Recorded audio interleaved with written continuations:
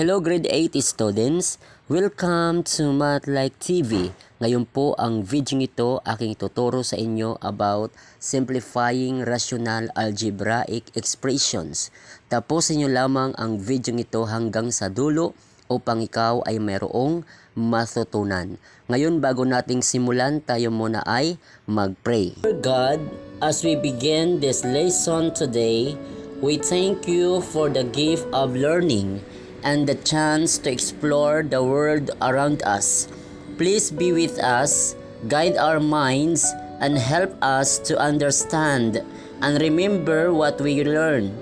Bless our teachers and make this time of learning fun and exciting. In Jesus' name, we pray, Amen. Ngayon ating simulan. Take note, a rational expression is a quotient of two polynomials. Number 1 ang given natin 4m squared plus 4a minus 3 over 6m squared plus a minus 12. Una ating kukunin ang factor itong trinomial sa numerator at yung factor naman ng trinomial dito sa denominator.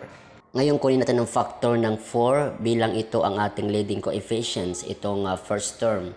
Okay, that is 2 times 2. At ang factor ng m squared, that is m times m. Then kunin natin yung factor itong 3 naman, itong constant, that is 1 times 3. Ngayon tingnan natin ang middle term niya ay positive 4m. Okay? So yung sign na lagay natin to sa 3 ay itong positive. Then itong may 2, ang nilagay natin dito yung negative. Okay? Para pag i-multiply mo, then i-combine, makukuha natin yung middle term na positive 4m. Then i-factor naman natin ang denominator, itong trinomial. Ang factor ng 6m squared, that is 3m times 2m. Then yung factor ng 12, ito yung constant, ito ay 4 times 3. Then yung sign natin dito ay negative and positive. Okay?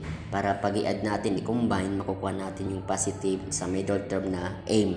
Next, ang ating kasunod na gagawin, tayo ngayon ay magka-cancel yung magkaparehas or yung common, yung numerator at denominator. So, itong 2m plus 3 over 2m plus 3, cancel out na ito. So, ang natitira ay ating nalang i-rewrite, itong 2m minus 1 over 3m minus 4, hindi sila pwedeng i-cancel, magkaiba po ang kanilang term. Ito ang final answer. 2m minus 1 over 3m minus 4. Number 2, ang ating given x squared minus y squared over x squared plus 3xy plus 2y squared. Okay, ang numerator ay ating factor. Ito ay difference of 2 square. So, gagawin natin siyang factor na sum and difference. Okay, ganito po. Then, ito namang quadratic trinomial at ni factor itong denominator. So, ang factor ng x squared, that is x times x. Then, yung constant na 2y squared ating factor din. So, ang factor nito ay y times 2y. Okay? Pag i-multiply mo yan ay magiging 2y squared. Okay, next. Since dahil ang given natin quadratic trinomial ay puro positive naman ang kanyang sign, ilagay natin dito ay puro positive. Next step, kung wala nang pwedeng ma-factor, okay, so after na mag-factor tayo ngayon ay magka-cancel. Okay, yung the same, yung kanilang term or common, yun ang ating ika-cancel. Okay, both numerator and denominator. So dito makikita natin ang may kaparehas yung x plus y sa numerator at yung kaparehas niya sa denominator x plus y. So ito ay ating i-cancel. Ngayon kung wala ka nang nakikita na common sa kanila, so yung natitira, yun ay ating i-rewrite. Okay? So ang natitira na lang na hindi pwedeng i-cancel, ating isulat, ito ay x minus y over x plus 2y. So ito po ang final answer. Okay, ito po MathLike TV ang pag-simplify ng rational algebraic expressions. Ngayon, number 3 is your turn. Just comment your answer. Ngayon, kung meron kang natutunan, pakipindot naman ang like.